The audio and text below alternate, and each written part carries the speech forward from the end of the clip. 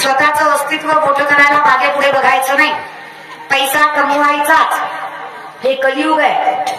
खिशात पैसा नावात प्रसिद्धी असेल तर शत्रूही आपल्या मागे पुढे फिरतात. खिशातला पैसा नावातली प्रसिद्धी संपली की आपल्या जवळची माणसं सुद्धा आपली साथ सोडल्याशिवाय राहत नाही. हे सगळ्यात मोठं सत्य आहे. कमवायचं, पैसा असला की सगळे आपले, आणि कमवायचा अर्थ पुरुषार्थाचं लक्षण आहे. नोकरी सरकारी असेल ना, पोरगा किती बी काळा भंगार किती बी ढोला असेल, बायको त्याला नाजुकून गुरीच येते.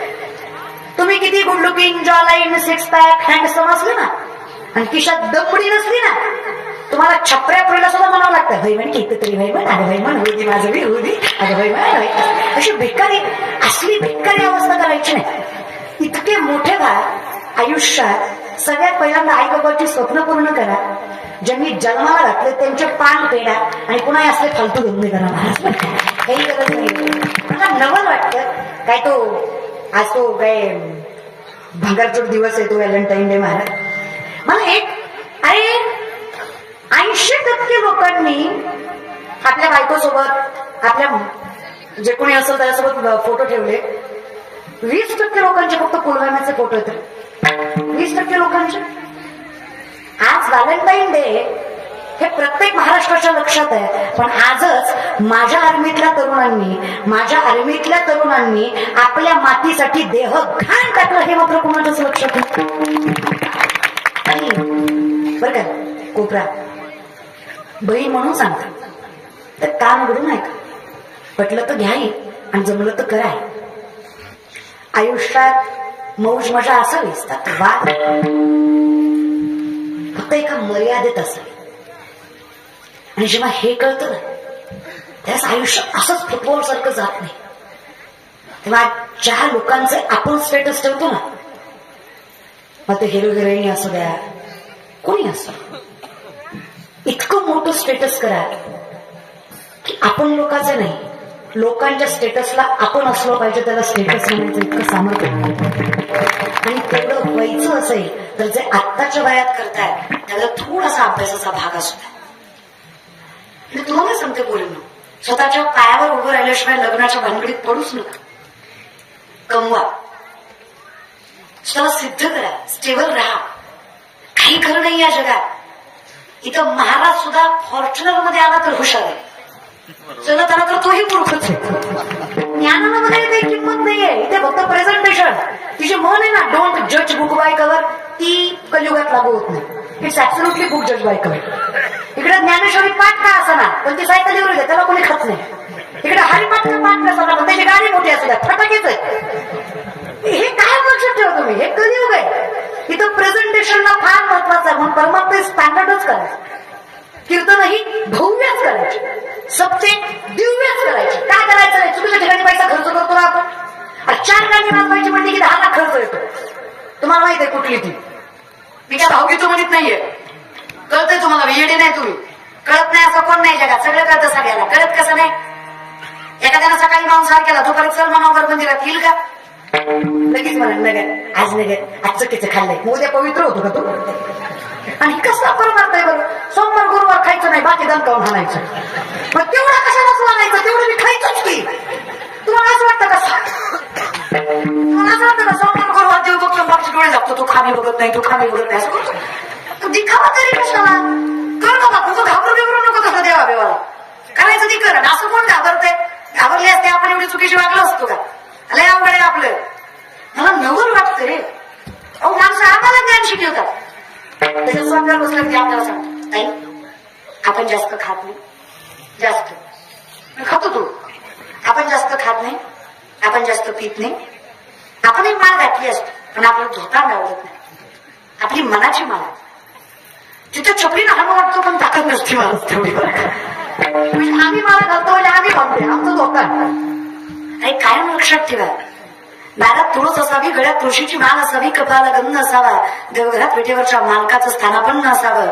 अरे राक्षस जरी तुमच्या घरात प्रवेश करत असेल ना, तर तो सुद्धा त्याची दुर्बुद्धी दारात टाकून सद्बुद्धीने घरात प्रवेश करेल. कारण त्याला विश्वास असेल त्याच्या घरात चाललोय तो फार मोठा बापाचा आहे. एखाद्या वेळेस त्याचं वाटोळं केलं तर तो माफ करेल, पण त्याचा मालक माफ करणार, तो मात्र आपलं व्यवस्थित कार्यक्रम आहे. पण विनंती आहे. कंसाला कृष्णाने स्वतःचे मायबाप कारावासात टाकले म्हणून मारलं नव्हतं. आकाशवाणी कधी झाली? लग्नाच्या दिवशीच झाली ना. आणि कृष्णाचे मायबाप म्हणजे वसुदेव देवकीला टाकलंय कधी कारावासात? आकाशवाणी झाल्यानंतर. म्हणजे कंस मारायचा अगोदरच ठरवलं होतं. कळतंय ना? लॉजिक आहे ना? म्हणजे कृष्णाचे मायबाप कारावासात टाकले म्हणून कृष्णाने कंस मारले नाहीत. कंसाने स्वतःचे मायबाप कारावासात टाकले होते म्हणून कंस मारला. कायम लक्षात ठेवा, देवाच्या मायबापाला त्रास झाला तर देव सहन करत, पण स्वतःच्या मायबापाला दिलेला त्रास देव कधी सहन करत नाही. सगळ्यात मोठी गोष्ट. तुम्ही स्वतःचे मायबाप जपा, बाकीचं पुन्हा बघू आपण. आधी योग्य परमार्थ करा, योग्य त्या ठिकाणी राहा, योग्य त्या संगतीत राहता, योग्य ते वागा. मुक्तीच नका रे, बोभाटा करू नका. नामदेवराय म्हणतात ना, लटके झाले कटके देते काटे एवढे राडे, लटके झाले कटके देते काटे एवढे राडे, पुढे तर चिमणी सरत झाले तिचे काटे एवढे डोळे, लटके झाले कटके देते काटे एवढे राडे, लटके झाले कटके देते काटे एवढे राडे. हे नामदेवरायांचे खूप आभार आहेत. कुठून कुठून किती बी कुठले तरी कुठूनच कळत नाही त्याला कुठं म्हणायचं. महाराज कुठं म्हणजे खोडकर. मुंगी व्याली शिंगी झाली, तिचे दूध किती 17 रांजण भरले, पिले 12 हत्ती. कोण व्याली? मुंगी. तिचं दूध 17 रांजण. कुणाचं? मुंगीचं. पिले किती? 12 हत्ती. कुणाचं दूध? हा करा सकते. वेळ लागणार आहे महाराज. मनात कसं गीत काय? आमची अवस्था तशीच आहे. काम कमी, बोबाटा जास्त. ज्ञान कमी, अहंकार जास्त. कर्म कमी, सांगणं जास्त. नको देवा. माझ्यासाठी फक्त एकच सत्य असावं. सत्य तू, सत्य तू, सत्य तू विठ्ठला. बाकी सगळा जगत भास आहे, इमॅजिनेशन आहे, कल्पना आहे, खरं काहीच नाहीये. आणि जे खरं आहे तर स्थिरावता आलं तर माझं आयुष्य 4 मुक्त्यांच्या पलीकडे आहे. मी तुम्हाला सामान्य पद्धतीने 4 मुक्त्या सांगते. देवाची आवड लागणे, देवाचा मार्ग मिळणे, देवापर्यंत पोहोचणे, देव होणे. हे 4 भगवंताच्या दारात गेल्यावर 4 मुक्त्या साधतात असं नाहीये. भगवंताच्या दारात क्षणभर जरी थांबला तरी 4 मुक्त्या साधायची गरज पडत नाही. एवढी ताकद तुमच्या फक्त नामामुळे. एवढंच करायचं. देवाचे द्वारी उभा क्षण धरली, तेने मोठी छाडी साधी.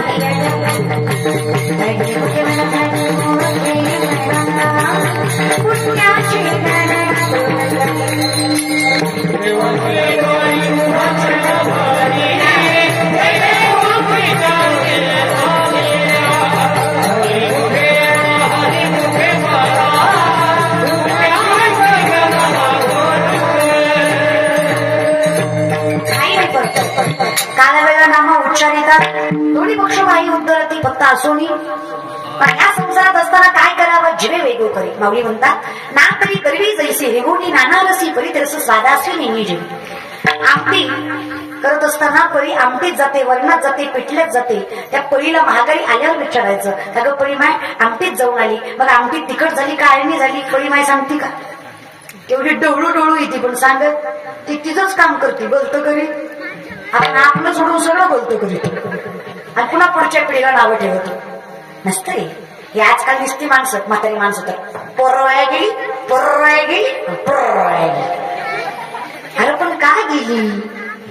बिडी फुकू फुकू तुमची थोबाड आत गेली म्हणून पोरवाया गेली. उगाच पुढे गेली आहे की नाही? कारण नाही की नाही? आपला जीव म्हातारा आहे, आपल्याला दिसत नाही, बोलत नाही, चालवता येत नाही. आपण मारुतीच्या मंदिरात काकडा करायला जावं, पथे चालाय नाही. मारुतीच्या वाट्यावर बसून पथे चालतो, ब्रह्मचारी मारुतीला रांगे दाखवतो. ही गुन्हाच फक्त पोरच वाया गेली. आता या म्हाताऱ्या बायका सुद्धा दारात बसून आजकालच्या काय पोर येत होय, ह्यांना काय लाज येत होय, आमच्या जमान्यात नव्हतं माय असो, आम्ही किती इज्जतीनं खाल्लं माय, किती कष्ट केलं माय, ह्यांना काय जळय माय, सगळं ऐकतं भेटलं माय, होय ग माय. मान्य करतो आम्ही, तुम्ही जेवढं सहन केलं खरंच आम्हाला होणार नाही. पण तुम्ही करून करून करता, बोलून माया घाली होती. आता काय करता? आता मिसळी चोळीता. तुमच्या मिसळीच्या वासांना गोठ्यातल्या म्हशीला दूध द्यायचं बंद केलं. इतका भगार वास येतात मिसळीचा. तुम्ही नातीला सांगू शकता का ज्ञानेश्वरी वाचायला त्या तोंडाने? चुकीचं नका रे. आम्ही कीर्तन कार्यक्रम, आमचा बाप माळकरी, आमचा आजा माळकरी, पजा माळकरी, पंजाचा माझा माळकरीच होता. पण आम्हाला परमार्थ कळतो तरी? कळत नाही, एवढी लायकी नाही, पण आवडतो तरी. कळायचं म्हणू द्या, आवड तरी आहे की नाही? हे असं उगाच नसतं रे होत, तर कारण लागतं काहीतरी, आहे की नाही? आपल्या मालिकामधनं जीव निघत नाही, आपण काय लेकरांना ज्ञान शिकवायचं? शिवाय जात नाही, आपण काय पोरांना ज्ञान शिकवायचे? विचार इथं बसलेले गोवा गुटखा तंबाखू दारू खाणारे पिणारे हातावरी करा. इतकं व्यसन मुक्त गाव आहे का? लोक ते बघायचं तुम्ही सगळे निर्व्यसनी गाव आहे काय रजवाड? तुमच्या लेकीच्या वयाची आहे पण 18 वर्ष झालं कीर्तन करते, तोंडाकडे बघून कळतो कोण खातं कोण पितं. तर मी म्हणते मला नाही कळायचं, त्याला कळलं ना. जो विठेवरचा मालक आहे त्याला कळलं की नाही? विचारही करत जा. म्हणलं कळत नाही म्हणत जाऊ नका. माणसं म्हणतात पिल्यावर कळत नाही. कसं कळत नाही? आता मार मार मार मार मार करणार ती बायको ना. सकाळी तिलाच म्हणतं नव्हतं का मारायचं, पिल्यावर कळत नाही. एवढंच बरं कळत नाही, हात लावून घ्यायचं बरं कळतं. आता काय करायचं? माय पिलं ना टोपळावर शेळीच्या दंडे समोरून येऊन ठेवायचे. कळत नाही ना त्यांना म्हणायचं काळे म्हणून ताकद वाढती, गोड लागत्या, खावा. खातील का? अगं किती वीट टाकलेली असू दे तेवढ्या धुतीत म्हणे येडाय का नाटक करत नाही ती. सगळं कळत नाही असं नाही, सगळं कळत आहे. कसं कळत नाही? हो येडे करतात ते. आता हे प्रयत्न देतो काय सांगाय त्यांना देतात काय आपण तर काय कमी त्रास आहे आणि ते डोक्यातलं काढून टाका. औषधाने इंजेक्शन दारू सुटते. मनावर ताबा असल्याशिवाय व्यसन सुटत नाही. अशी औषधाने इंजेक्शन दारू सुटली असते ना माय, ह्या महाराष्ट्राच्या बायांनी मंगळसूत्र घाण टाकलं असतं पण इंजेक्शन आणलं असतं आणि झोपीतच नाही असतं. आई शपथ केलं असतं. दलिताला जिंदगीचं वापर केलं, घराघरात किंमत नाही, पाहुण्यात इज्जत नाही, घे त्याला डुकरं लागलं की दिलं असतं. प्रामाणिकपणे सांगा दिलंच नाही की नाही? ती म्हणली असते ना सुद्धा काय खायचं काय त्रास. आणि मी काय सांगते हो, कीर्तन झालं की तुमच्या बायका तरी सांगा त्याला लय पेत आहे. आता त्यांना आम्ही सांगाय गेलो 4 माणसं हेच जाऊ नका, ते आम्हाला म्हणतो तुझ्या बापाची भेटो काय काय इज्जत खायची का? तू कशाला थोडी भात मोडलेली इज्जत मी त्याच्यामुळे घालवायची? काही संगत असेल चुकीची, तुम्ही किती प्रयत्न करा काही फायदा हो. जेवढा करण्याचा अधिकार आहे अर्जुना इतका आहे. जेवढी ताकद अर्जुनात आहे तेवढीच ताकद करण्यात आहे. अर्जुनाने देवाला स्वतःच्या रथात बसवलंय, भगवंताने स्वतःच्या रथात कर्णाला बसवलंय. हा अधिकार त्या व्यक्तिमत्वाचा आहे. स्वतः गंगेच्या किनारी नेऊन सांगितलं भगवान श्रीकृष्णाने, अरे असा तसा नाही असतो, देव सांगते म्हणून ऐक. आणि सूर्याचा मुलगा तू, आंधळ्याच्या मुलाशी मैत्री शोधते का तुला? एवढं बोलूनही कर्णाने ऐकलं नाही. देवाने सांगावं अरे कूटनीती वापरतायत ती मंडळी, अधर्माची साथ देऊ नकोस. कर्णाने सांगावं सगळं कळतंय देवा पण मन ऐकत नाही. हा दिलदार मनाचा मित्र माझा सुरुवातीपासून माझी साथ देतोय. चालायला लागलो कधी नगरीत ना तर मला पालखीत बसवतो आणि माझ्या पुढे चालत चालतं. एवढं मोठं मन आहे त्या राजाचं. देवाने सांगावं आणि आंधळा सेवक राहून तूही आंधळा झालास, कसं कळत नाही तुला? तुला पालखीत बसवलं जातं कारण माहित आहे दुर्योधनाला, जर दुर्योधनासोबत कर्ण चालला तर अख्खा समाज कर्णाला राजा समजणार आहे, दुर्योधनाला नाही. अधिकार मोठा आहे तुझा, सामर्थ्य मोठं आहे तुझं. तुझं अस्तित्व लपवण्यासाठी तुला कौतुकाच्या पालखीत बसवलं जात आहे आणि स्वतःचं अस्तित्व मोठं करण्यासाठी तू तुझ्या पुढे मोठेपणाने चालतोय. हा त्याचा सगळ्यात मोठी कौतुकाची आहे. नको विश्वास ठेवतो. एवढं सांगूनही कर्णाने ऐकलं. आता तुम्ही माझं एक वाक्य ऐका, देवाचंही ऐकू देत नाही. त्याला संगत म्हणायची.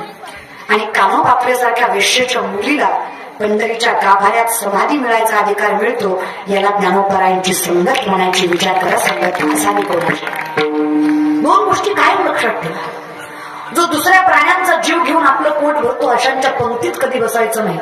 आणि जो दुसऱ्यांचं वाटोळं करून आपली घरं भरतो अशाच्या संगतीत कधी बसायचं नाही. 2 गोष्टी सांभाळत ना तुम्हाला विटेवरच्या मालकाची गरज पडणार नाही. हे आयुष्यावर लक्षात ठेवा. आणि लक्षात ठेवा जो संगतीत आहे तोच विटेवरचा मालक असणार आहे. तो कुठल्या रूपाने येईल सांगता येत, तो कुठलंही रूप घेतो आणि तोच असतो. तुझं प्रत्येक संकटात विश्वास राहील. पण काय झालंय आजकाल शिकल्या सवरलेल्या मुलामुलींना विचारलं ना, काय बाबा हायली एज्युकेटेड आहात, स्टँडर्ड मेंटेन करता, हाय क्लास लाईफस्टाईल आहे, श्रीमंत आहात, पण कधी भजनात दिसला नाही. आजकालची पिढी फार कौतुकाने सांगते I don't believe in God.